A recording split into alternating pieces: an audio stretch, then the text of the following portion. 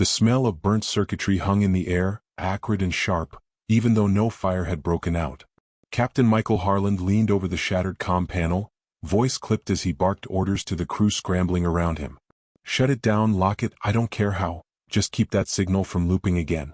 The words had barely left his mouth before sparks spat across the floor. An ensign flinched backward, clutching a scorched wrist. The alien broadcast had not only jammed their channels, it had overloaded the ship's relay systems.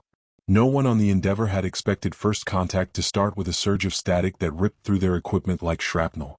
Mark Ellison pressed his palms against the edge of the console, knuckles white, forcing himself to focus. His job was language, not damage control, but the fragments of the alien message still echoed in his head.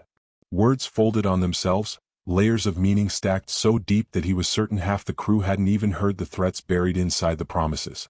"They're not just asking us to meet," Mark muttered, his voice tight. "They're demanding it." Sarah Whitmore shot him a quick glance, dark hair sticking to her forehead with sweat. She was in uniform but had the restless air of someone who would rather be moving than stuck in a room of blinking consoles. "Demanding sounds about right. You should have seen the look on the captain's face when that last line came through. I thought he was going to punch the screen." The captain hadn't heard her, or maybe he had and didn't care. His attention was fixed on the alien coordinates pulsing across the star map. Whoever they were, they had given Earth one location and one time. No negotiations, no alternatives. The tension in the room pressed down on everyone. For Mark, it wasn't just the alien words that unsettled him, but how familiar the reaction of his own people was. The diplomats back home had latched onto the message as an invitation, plastering hope across every broadcast on Earth. The military treated it as a threat. For Mark, it was both. He pulled the headset back over his ears, replaying the last sequence in slow rhythm, mouthing the sounds as if that would keep them from slipping away. There was something about the cadence that gnawed at him. The aliens hadn't stumbled through translation. They had been fluent. Too fluent. As if they had studied humanity for a long time before ever speaking. "Ellison." Harlan's voice cut through his thoughts. The captain had moved closer without him noticing, tall frame casting a shadow over the console. His face was lined not with age but with the weight of too many choices. "Are we walking into a conversation or a firing squad?" Mark swallowed, unsure how much truth to give.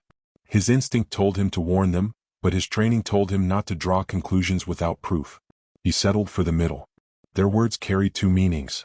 One is welcome. The other is possession. I don't think they see the difference. For a second, Harlan said nothing. Then he gave a single nod and turned to the crew. "Prepare the ship. We dock tomorrow." The bridge erupted in motion again, commands shouted, footsteps pounding. Sarah leaned close to Mark as the captain strode away. "Possession? That's not exactly the kind of word you want hanging over a peace mission." "No," Mark said quietly, gaze fixed on the alien glyphs crawling across the screen, as if the symbols themselves were watching him back.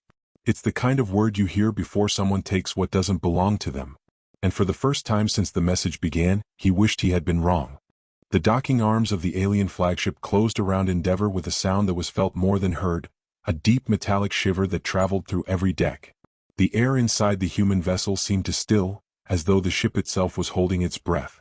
Captain Harlan stood at the front of the boarding team, flanked by soldiers in polished combat armor. Behind them, Earth's chosen diplomats adjusted their formal jackets, nerves written across their faces despite their practiced smiles. The entire operation felt rehearsed, yet nothing about the alien vessel that appeared on their screens suggested familiarity. Its hull gleamed with surfaces that bent light in unsettling ways, as though it was less a structure and more a reflection of something that shouldn't exist. Mark Ellison walked just behind the diplomats, carrying a small case of translation tools slung over his shoulder. His stomach twisted with a nervous knot, but his steps kept time with Sarah Whitmore, who moved beside him with her rifle held low, finger hovering near the trigger guard. "You look pale," Sarah murmured under her breath, eyes forward. "I've never walked into a trap before," Mark said, his attempt at humor falling flat. "Let's hope today isn't your first." The docking seal hissed open. What waited on the other side was not the jagged alien horror some had expected, but a hall of pristine design, gleaming surfaces that seemed to pulse faintly with light, like veins under translucent skin. The aliens themselves stood at the far end, tall and symmetrical, their movements unnervingly fluid. They wore no visible weapons, only thin robes that shimmered as though woven from liquid metal. One of them stepped forward and spoke in flawless English. "Welcome, children of Earth. You are honored among us. The diplomats practically exhaled in relief, smiling as if the battle for peace had already been won. Mark's chest tightened. He caught the subtle inflection beneath the words, the same undertone he had studied for hours. Not honored guests. Not friends. The word was closer to livestock prized only for its usefulness. Harlan noticed his expression but said nothing, keeping his posture rigid as they were escorted into a vast chamber. At its center stood a long table of silver stone, glowing faintly as if alive. The diplomats spread out eagerly, hands brushing over the surface in awe. The alien leader placed a hand upon the table, and images rippled across it. Star charts, equations, glimpses of alien technology that drew gasps from the humans. And then finally the treaty itself appeared, written in both alien script and Earth's languages. Mark stepped closer, eyes scanning the clauses. At first, the words shimmered with promises, knowledge, cooperation, shared exploration. But buried deep within was the phrase he had seen before, couched in elegant phrasing: custodianship of biological assets. His chest went cold. He opened his mouth to speak, to warn the others, but the moment slipped away. The chamber doors sealed shut with a hiss that cut through the air like a blade. Soldiers on both sides raised their weapons in the same heartbeat. The first shot came from the alien side, a burst of white energy that tore across the table and cut through one of the diplomats before he even screamed. Panic erupted. Human soldiers answered with rifle fire, the sound deafening in the enclosed hall. The diplomats dove for cover, shrieking, crawling across the polished floor now slick with blood. Sarah pulled Mark down just as another blast seared overhead. "Move, damn it!" she shouted, dragging him toward a collapsed section of the wall where they could cover themselves. Mark's ears rang, his pulse hammering. He clutched his translation case like it might shield him, brain racing as fragments of alien words still echoed in his mind. There had been no peace, not ever. Every promise had been a disguise. Captain Harlan bellowed orders over the chaos. "Split the teams. Group 1 with me. Group 2 push for the docking bay. Get that message to Earth." The choice was made in seconds. Sarah shoved Mark toward the soldiers forming the second group, her grip strong enough to bruise. "You're with me. Let's go." Mark staggered after her, heart pounding, forcing his legs to move as plasma fire scorched the air behind them. He glanced back once, catching a glimpse of Harlan standing his ground at the head of Group 1, rifle blazing, before a steel bulkhead slammed shut between them. The sound of the lock engaging echoed in the corridor. Final. Sarah's jaw was tight, her eyes burning with fury. "He just handed us the survival of our entire species," she muttered. Mark forced the words past his dry throat. "Then we can't fail." But as they ran deeper into the alien corridors, chased by shadows and gunfire, a darker thought pressed in at the edges of Mark's mind. What if Earth had already lost before this battle had even begun? The bay doors cracked open with a grinding whine, wide enough to let them through but not wide enough to ease anyone's nerves. Sarah was first across the exposed causeway, rifle snapping with every step as she cleared a path. Behind her, the survivors stumbled forward in a broken line, pulling each other when legs gave out, dragging the wounded without complaint. Mark ran with them, lungs burning, the taste of copper on his tongue. He didn't look back at the alien soldiers pouring into the corridor. He didn't need to. Their weapons carved the air with searing bursts that clipped too close, burning holes in the metal around him. A man at the rear went down with a cry, chest opened by a blast. Someone reached for him, but Sarah barked, "Move!" in a voice that cut through the noise. And they did. There was no time to stop. The moment they crossed into Endeavor's docking bay, the ship's defenses came alive. Automated turrets whirred, spewing fire down the corridor to cover the retreat. The survivors collapsed inside, gasping, coughing, bleeding onto the deck.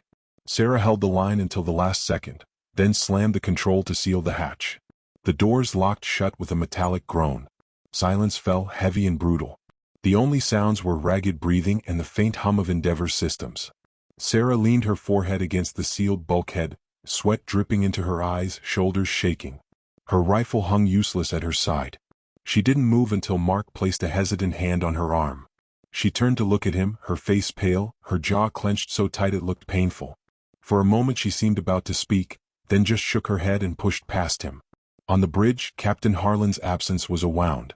His chair sat empty, the command screen flickering with red alerts. The officers who had made it back looked like ghosts, hollow-eyed and silent. No one wanted to be the first to say what they had all witnessed. Harlan was gone. Sarah broke the quiet. If we don't warn Earth, this ship doesn't matter. Her voice was steady, but Mark heard the strain underneath. He set his translation case on the console and began pulling up fragments of the alien language. His hands moved without pause, but his mind felt like it was spinning out of control. Every new phrase he decoded only confirmed the same truth. The Caliph had done this before to others. Species erased, absorbed, turned into footnotes in their history. Humanity was simply next in line.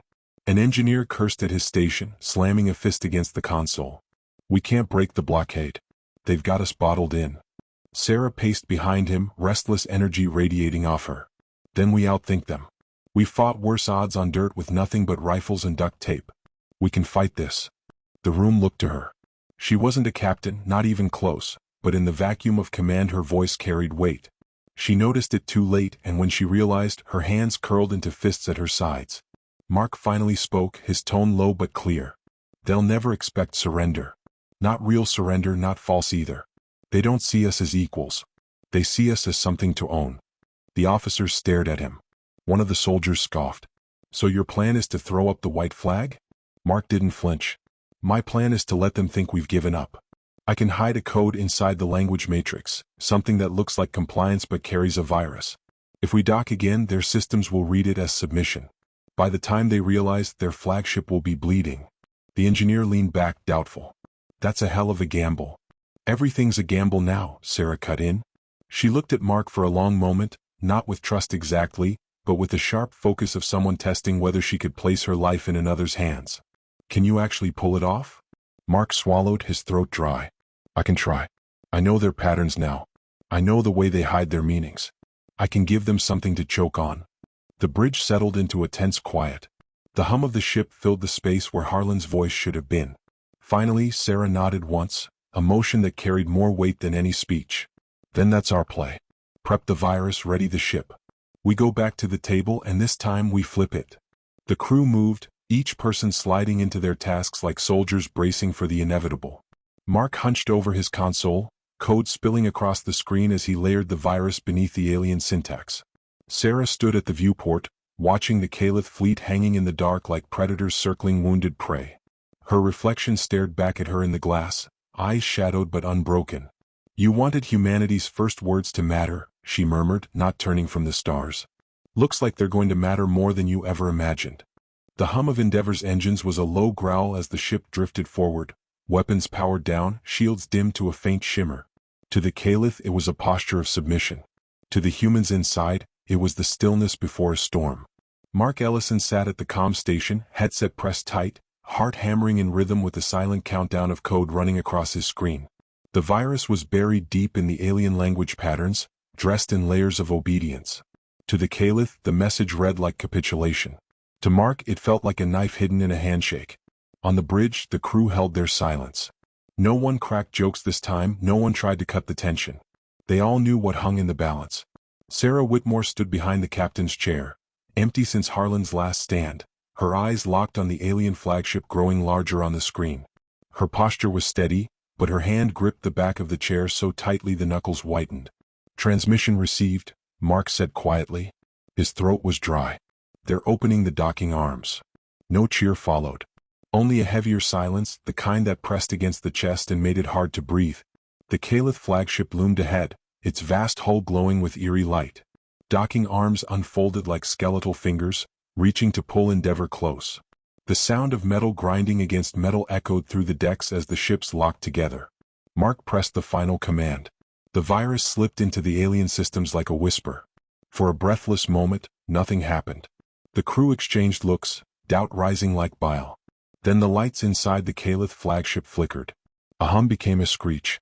Shields faltered, then died. Alien weapons spasmed, firing at random. The docking clamps convulsed, half locking, half releasing, sparks showering into space. Mark's screen erupted with cascading alien glyphs collapsing in on themselves. He exhaled shakily, hardly believing it. It's working. Sarah didn't hesitate. Weapons free. The bridge came alive in an instant. Endeavor's cannons roared, the deck shuddering under their recoil. Torpedoes streaked out, slamming into the flagship's exposed hull. The void lit with fire as human fighters launched in a swarm, engines burning like furious stars. On comms, the fighter pilots' voices broke the tension, raw and unpolished. Targets locked, sending these bastards a welcome gift. Copy that, 2 down, but I'm not counting till they're ash. Hell yeah, let's make Earth proud. Their bravado carried an edge of fear, but it was human fear, messy and real, and it burned hotter than the cold precision of their enemy. The Caliph tried to rally. Smaller escort ships flared to life, surging forward in formation. Endeavor met them head-on, trading fire in brutal arcs. The bridge rattled with every impact, consoles sparking, alarms wailing. An ensign cried out as a panel exploded near his station, smoke filling the air. Sarah pulled him back with one arm, never loosening her grip on command. Keep firing. Don't give them a second to recover. Through the viewport, the alien flagship shuddered, hull splitting open under the relentless barrage. But it wasn't enough. Not yet. Its bulk was too massive, its core still glowing with terrible power. Sarah turned to the soldiers gathered at the rear of the bridge. Boarding team with me. Mark froze. You're going over there? We finished this up close, she said. Her tone left no room for argument. He wanted to protest, to tell her she was insane, but the words stuck in his throat.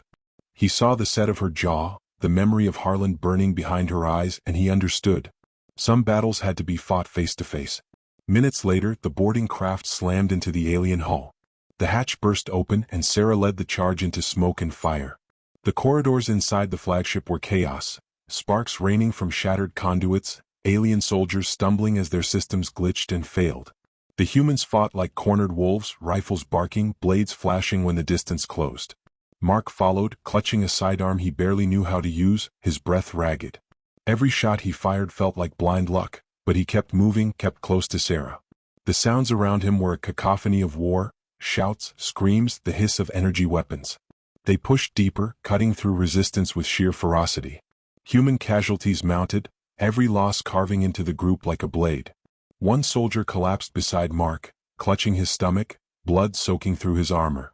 Mark tried to help, but the soldier shoved him forward with the last of his strength. Don't stop, damn it. Get it done. The prison decks loomed ahead. Cells lined the walls, some cracked open, revealing the broken remains of creatures too strange to name. In one corner, chained and bloodied but alive, was Captain Harlan. Sarah rushed to him, falling to one knee. Captain. His eyes lifted, weak but steady. About damn time. His voice was a rasp, but there was still iron in it. He glanced at Mark, then back to Sarah. You made it. She tried to lift him, but he grimaced, shaking his head. The wound in his side was too deep, his breaths too shallow. Not this time, he whispered. You're in command now. Don't waste it. Sarah's throat worked, but no sound came. She held his hand as his chest rose once, then fell still. For a moment, the chaos around them blurred, sound dropping away. Then the ship groaned, a deep rumble shaking the decks. The flagship was collapsing, its systems tearing themselves apart. Move!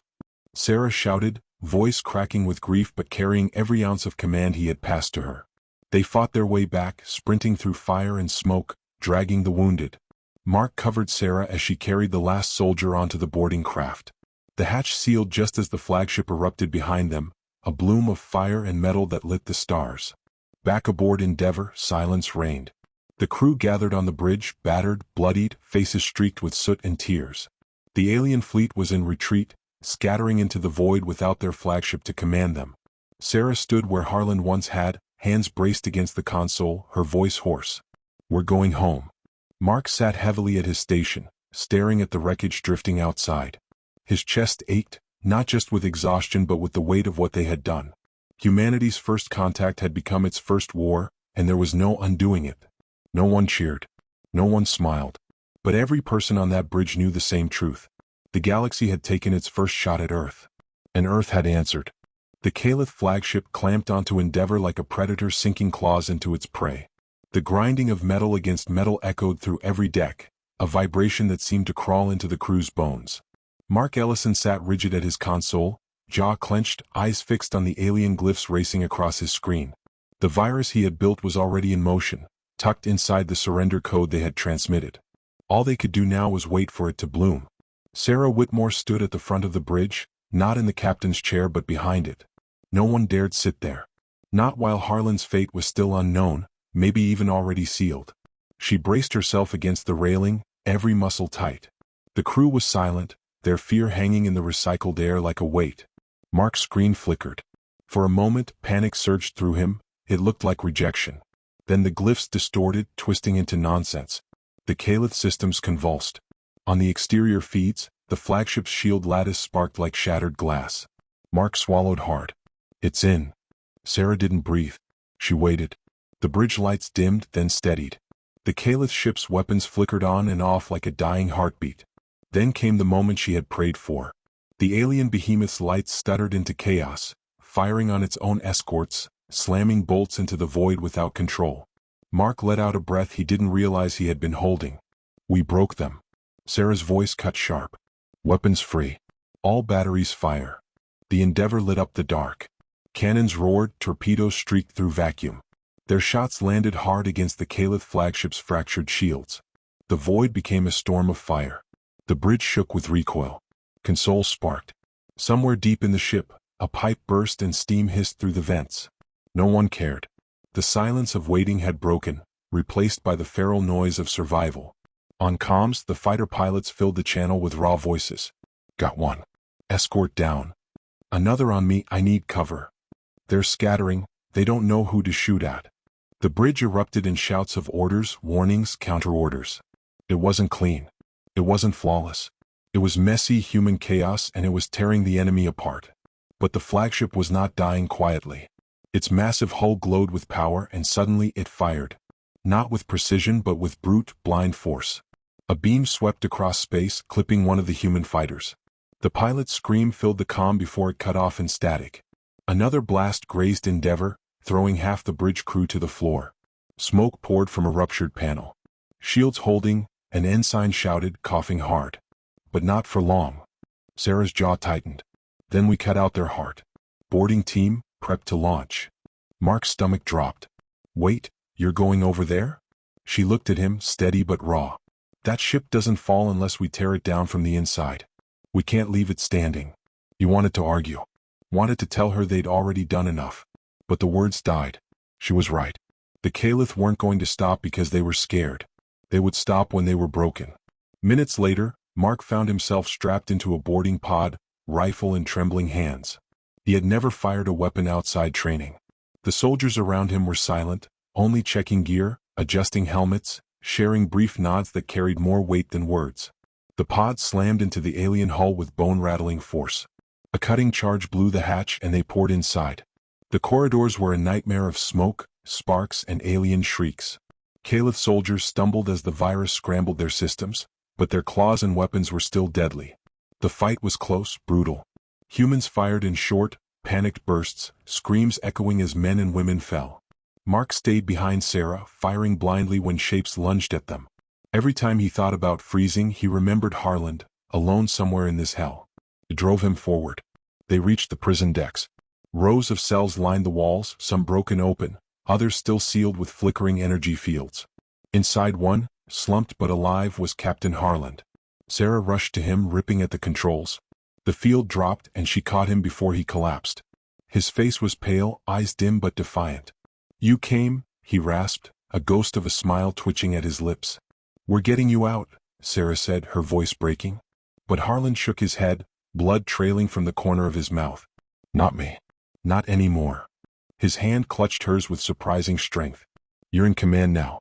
Don't waste it. Mark's chest clenched. He wanted to scream at him to hold on. But Harland's grip slackened, his eyes closing. Sarah's face twisted, grief flashing raw, but she didn't stop moving. She rose, voice hard as steel. We finished this. Explosions tore through the flagship. The virus had done its final work. The walls groaned, shuddering as the massive ship began to die. Move. Sarah barked.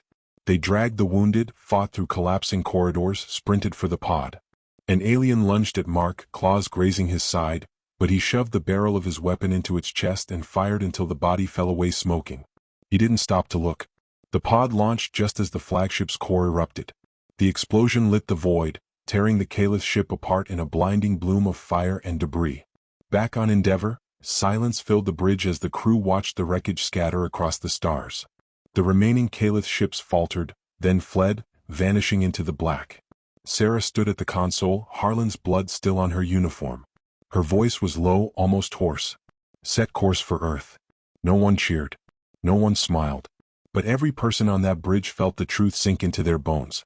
Humanity had just fought its first battle in the stars. And it had survived.